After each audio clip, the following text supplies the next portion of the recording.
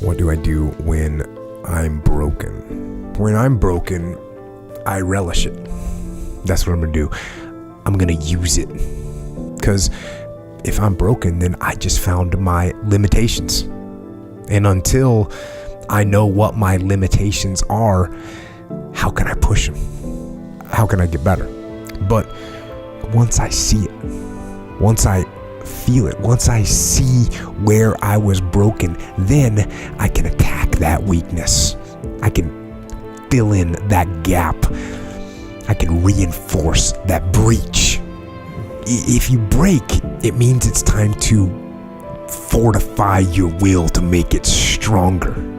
There's all kinds of different ways to break. You can break physically, you can break mentally, you can break your heart, you can break your spirit, and none of those are fun, and all of those are gonna leave a mark. But the mark that they leave can be the mark of victory or it can be the mark of defeat. Because every time you break, and in every way that you break, while it's a chance, it's definitely a chance for you to give up and for you to just to fall apart. But there's also opportunity. There's opportunity to get stronger and get smarter and get faster and get tougher and get more stable and get more resilient and get better. When you break, you have the opportunity to show the world, the whole world, what you are really made of. So if you break, the fight isn't over. In fact, if you break, the fight is just beginning.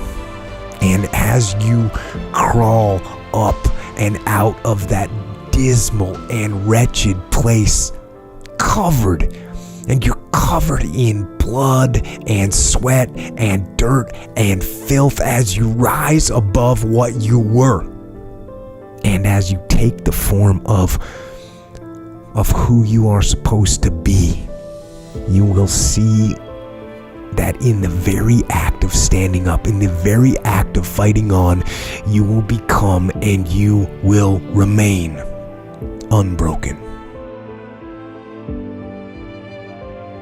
I'm not saying to put yourself down.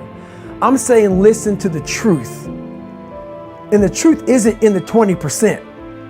The truth is in this other part of your brain saying, look, man, you're wasting a bunch of percentage here. We have 80 more percent that we're not tapping into, because in this other 80% is suffering, pain, failure, self-doubt, darkness, and then a whole bunch of light. But to get to this light, you gotta go through all of this shit. So a lot of us know that. I can get over here, but over here, man, this is much better, because I gotta go through this journey that is not fun.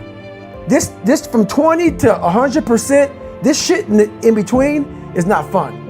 So we decide to live over here. So everybody goes, how do you do that? You know exactly how to do that. You know exactly, it's not a magic trick. There's nothing I talk about in that book that's a magic trick.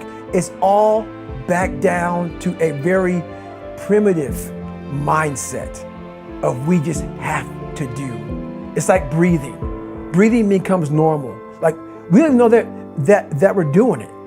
That's how you have to live your life. When that alarm clock goes off at 4 or 5 in the morning, your mind says no. You just say, this is what we do.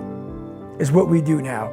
Because to get to where you want to go, the amount of pain involved, I'm not saying physical, I'm not saying you got to break yourself off. The amount of mental pain of how many times you're going to have to do something that you don't want to do to get to where you want to go is going to be, there's going to be more times you do something that you don't want to do than you are going to want to do it. And that's your new norm. So then it's like breathing. And then once you do this over and over and over again, it becomes like breathing. I don't want to live this lifestyle, but to get to the other side of this, I have to. So if you really want it, you realize what trying is and what trying is not.